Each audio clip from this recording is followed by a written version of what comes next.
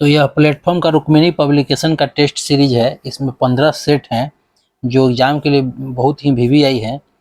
तो मैं ये पार्ट 1 करा चुका हूँ और पार्ट 2 कराने वाला हूँ, सेट नंबर 2 कराने वाला हूँ। तो आइए हम लोग शुरू करते हैं। पुस्तकालय विज्ञान का कौन सा सूत्र पुस्तकालय के विकास और विस्तार पर जोर देता है? तो यह हो जाएगा ऑप्शन डी पंचम सूत्र। इंपीरियल लाइब्रेरी कलकत्ता के पहले लाइब्रेरियन कौन थे? तो यह हो जाएगा option C John McFarlane. DDC में मुख्य वर्गों की संख्या कितनी होती है? डीडीसी में मुख्य वर्गों की संख्या कितनी होती है? तो यह हो जाएगा ऑप्शन ए 10 होती है। भारत में राष्ट्रीय पुस्तकालय सप्ताह कब मनाया जाता है? तो यह मनाया जाता है 14 से 20 नवंबर के बीच में। प्रोलेगोमेना टू लाइब्रेरी क्लासिफिकेशन पुस्तक किसने लिखी? तो यह लिखी थी एस.आर. रंगनाथन ने। वीडियो पसंद आए तो चैनल को लाइक, सब्सक्राइब और शेयर जरूर करें, क्योंकि इससे मुझे मोटिवेशन मिलेगा। मैं और एक वीडियो बनाऊंगा, आगे कंटिन्यू रखूंगा, क्योंकि कोई सब्सक्राइब नहीं करता है तो फिर मज़ा नहीं आता है बनाने में, लगता है बोरिंग फील होता है। तो ये प्रश्न नंबर 6 पे, किस प्रकार के पुस्तकालय मुख्य रूप से लाभ कमाने के उद्देश्य से स्थापित किए जाते हैं? तो यह हो जाएगा इनमें से कोई नहीं। ISSN का पूर्ण रूप क्या होता है? यह हो जाएगा इंटरनेशनल स्टैंडर्ड सीरियल नंबर। 7 का ऑप्शन ए। ठीक है। अब आइए 8 नंबर पे, ALA अमेरिकन लाइब्रेरी एसोसिएशन की स्थापना किस वर्ष हुई थी? तो यह हुई थी 1876 में। Option A 1876। पुस्तकालय में 9 नंबर प्रश्न, पुस्तकालय में सामान्यतः सबसे अधिक उपयोग किए जाने वाला कैटलॉग प्रारूप कौन सा है? तो यह हो जाएगा online public access catalogue. Option D. सूचना समाज इंफॉर्मेशन सोसाइटी शब्द का प्रयोग सबसे पहले किस देश में हुआ था? तो यह हुआ था ऑप्शन सी जापान में। प्रश्न नंबर 11 पे आते हैं। पुस्तकालय विज्ञान का कौन सा सूत्र कहता है कि प्रत्येक पुस्तक को उसका पाठक मिले? यह कहता है तृतीय सूत्र। कोलन क्लासिफिकेशन, प्रश्न नंबर 12। कोलन क्लासिफिकेशन का प्रथम संस्करण कब प्रकाशित हुआ था? तो यह हुआ था 1933 में। Option C. ठीक है। आइए प्रश्न नंबर 13 पर, चयनित सूचना प्रसार सेवा किसने शुरू की थी? तो यह की थी HP लुहान ने। Option B. मार्क 21 में 21 क्या दर्शाता है? यह दर्शाता है 21वीं सदी। Option A. भारत में मॉडल पब्लिक लाइब्रेरी बिल का प्रारूप किसने तैयार किया था? तो यह किया था डॉक्टर एस.आर. रंगनाथन ने। विज्ञप्ति प्रविष्टि का उपयोग किस लिए किया जाता है? तो यह किया जाता है पुस्तक के किसी अध्याय या लेख के लिए। Option B. ठीक है। वीडियो अच्छा लगे तो चैनल को लाइक, सब्सक्राइब और शेयर जरूर करें। प्रश्न नंबर 17 पे आइए। इंसडॉक अब NAISCAIR की स्थापना किस वर्ष हुई थी? पहले इंसडॉक था, अब यह नाम हो गया NISCAIR, निस्कियर। तो इसका जो हो जाएगा सो इसकी स्थापना हुई थी 1952 में। इंसडॉक की स्थापना 1952 में हुई थी। DDC का 19वां संस्करण कितने वॉल्यूम में प्रकाशित हुआ था? तो यह हुआ था 3 वॉल्यूम में। Option C. आइए CC में मौलिक श्रेणियां कौन सी नहीं है? CC में मौलिक श्रेणियां जो है सो कौन सी नहीं है? तो ये ऑप्शन बी हो जाएगा, व्यक्तित्व, पदार्थ, ऊर्जा, स्थान, समय, जिसको PMEST कहते हैं। आप लोग कमेंट करिएगा, आप लोग कमेंट में बताइए PMEST का फुल फॉर्म क्या होगा। आइए प्रश्न नंबर 20 पर आते हैं। Journal of librarianship and information science कहाँ से प्रकाशित होता है? तो यह होता है UK से। Option C.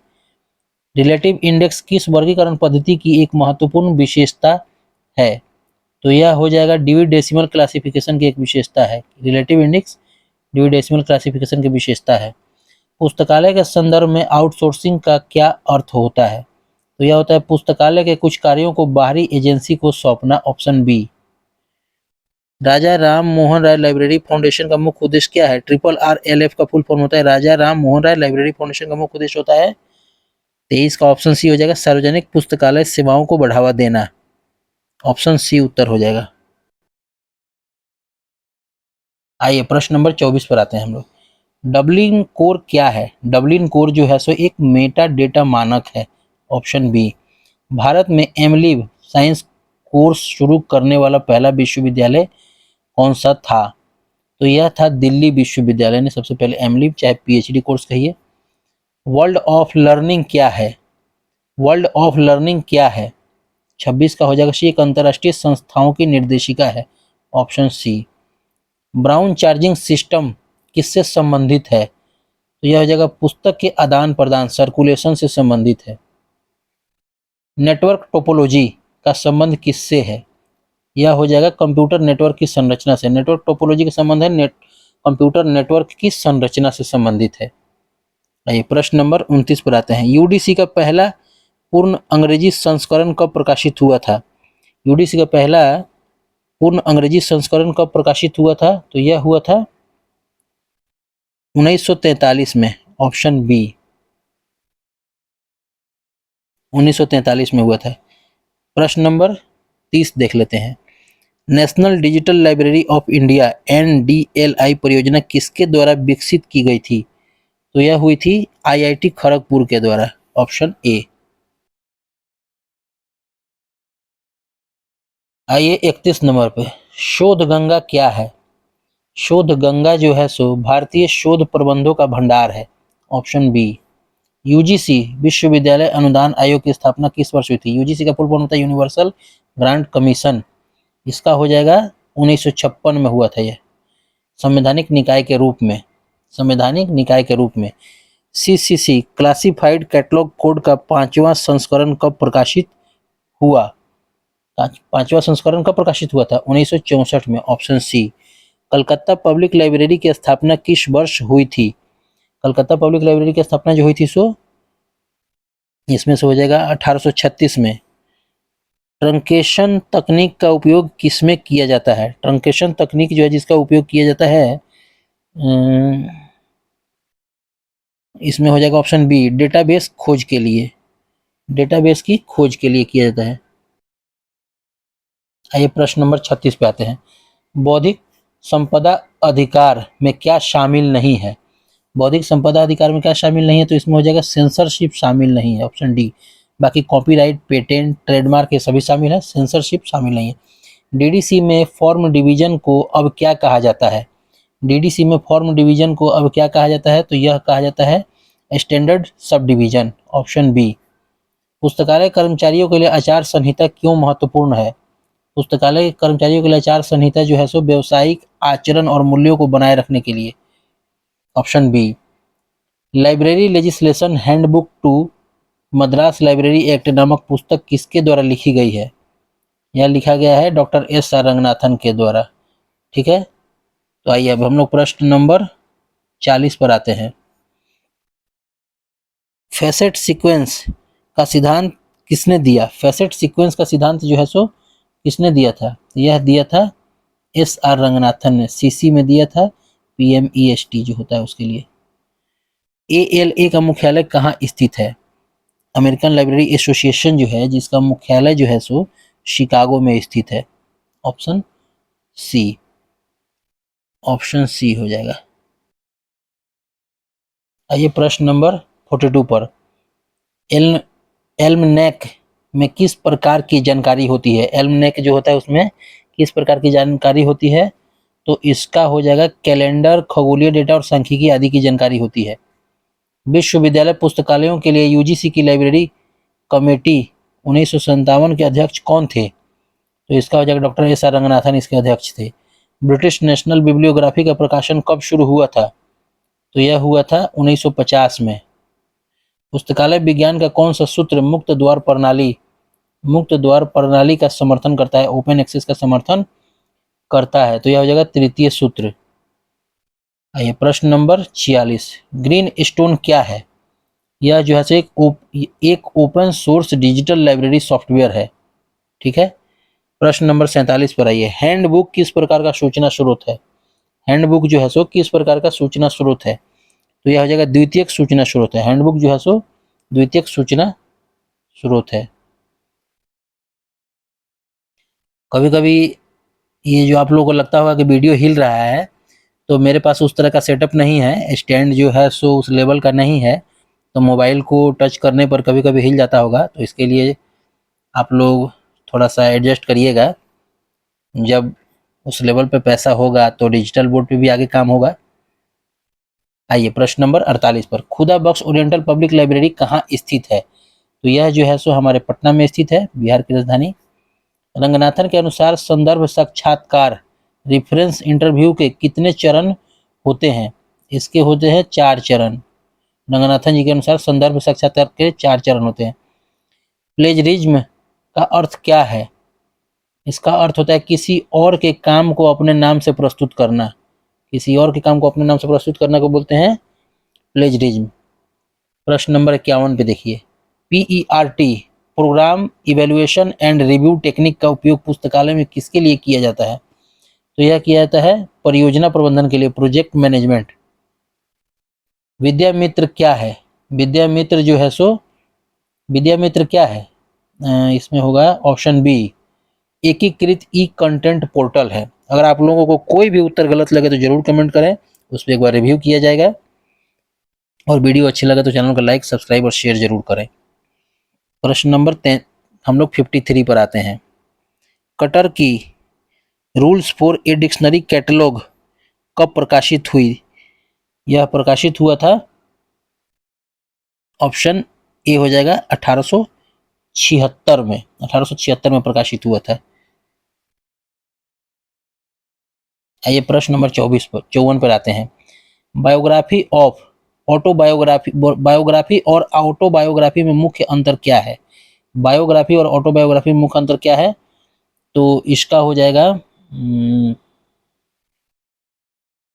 ऑटोबायोग्राफी लेखक स्वयं लिखता है और बायोग्राफी कोई और लिखता है।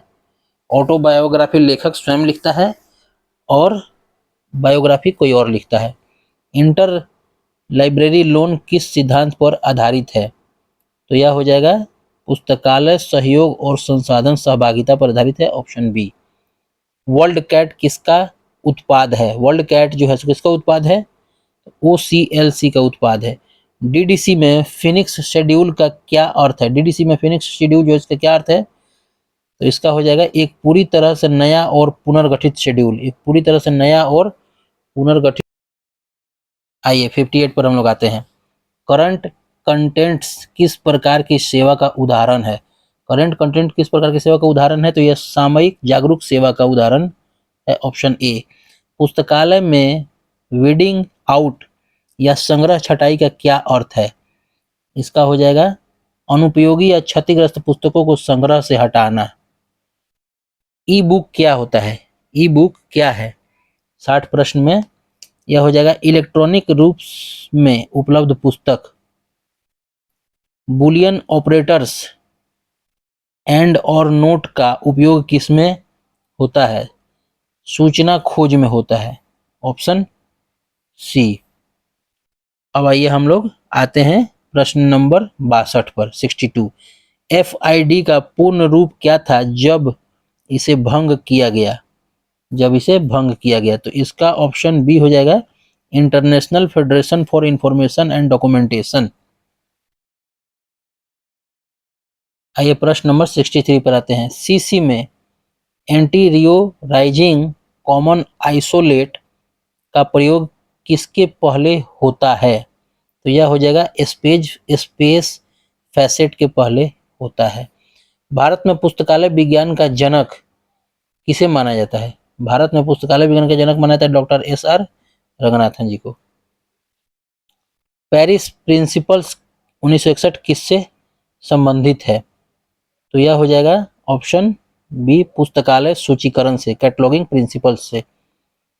मोनोग्राफ सामान्यतः किससे संबंधित होता है? मोनोग्राफ किससे संबंधित होता है? एक विशिष्ट विषय पर एक विस्तृत पुस्तक से संबंधित होता है।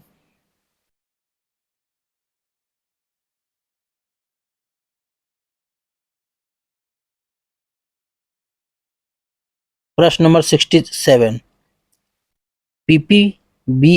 PPBS planning programming budgeting system क्या है? इसमें से क्या हो जाएगा? एक बजटिंग तकनीक है, ऑप्शन सी। आइए प्रश्न नंबर 68 पर आते हैं। National programme on technology enhanced learning किसकी पहल है? तो यह हो जाएगा AICTE और IIT की पहल है। रंगनाथन ने लाइब्रेरी साइंस शब्द का प्रयोग पहली बार कब किया था? तो यह 1928 में किया था। Statement of financial accounting standards किसके द्वारा जारी किए जाते हैं?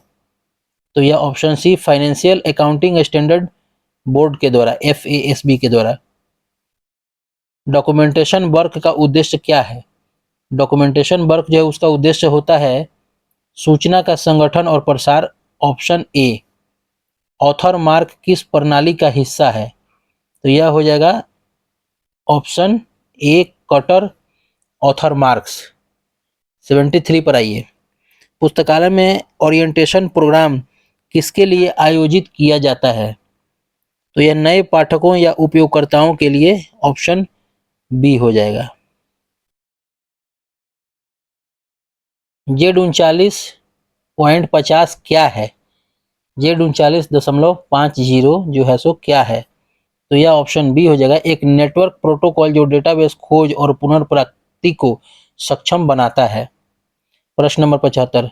मीडिया लिटरेसी में क्या शामिल होता है? मीडिया लिटरेसी में ऑप्शन ए हो जाएगा विभिन्न मीडिया प्रारूपों तक पहुंचने, विश्लेषण करने, मूल्यांकन करने और बनाने की क्षमता। प्रश्न नंबर 76 पर आइए। Committee on national network system for university libraries की स्थापना किसने की थी? तो यह हो जाएगा UGC ने की थी। CC में राउंड्स और लेवल्स का प्रयोग किस पक्ष के लिए होता है? तो यह हो जाएगा ऑप्शन, इसमें हो जाएगा ऑप्शन डी स्थान और समय के लिए। फैक्ट्स ऑन फाइल किस प्रकार का प्रकाशन है? फैक्ट्स ऑन फाइल किस प्रकार का प्रकाशन है? ऑप्शन सी हो जाएगा समाचार डाइजेस्ट या समसामयिक घटनाओं का सार। 79 पर आइए। पुस्तकालय में पुस्तकों की शेल्फिंग के लिए न्यू इंग्लैंड मेथड किसने विकसित किया था? तो यह किया था चार्ल्स सी ज्वेट ने।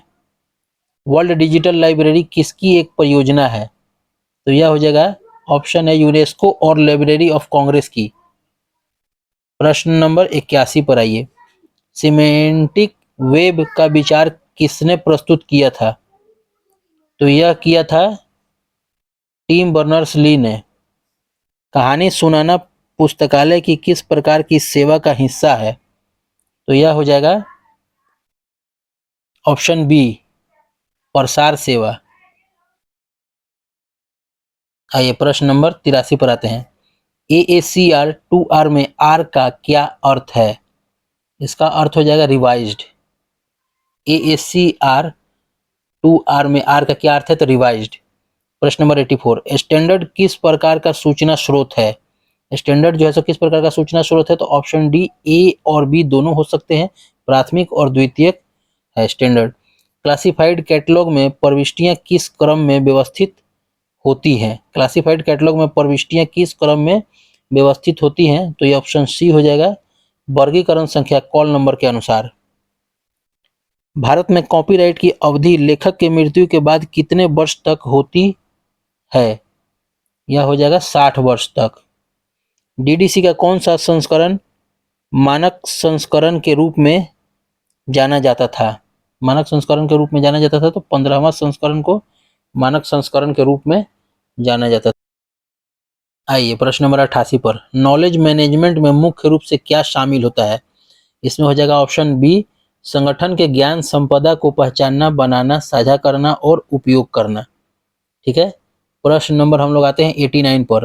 पुस्तकालय में क्षतिग्रस्त पुस्तकों की मरम्मत और रख रखाव की प्रक्रिया क्या कहलाती है? यह कहलाती है संरक्षण और परिरक्षण। Option C. ईयर बुक में सामान्यतः किस अवधि की जानकारी होती है? ईयर बुक जो होता है उसमें 1 वर्ष की जानकारी होती है। 90 का हो जाएगा ऑप्शन बी। 91 में आइए।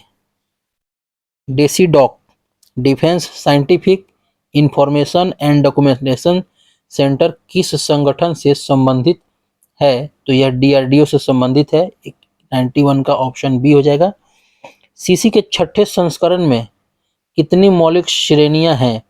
सीसी के छठे संस्करण में कितनी मौलिक श्रेणियां हैं? तो इसमें 5 श्रेणियां हैं।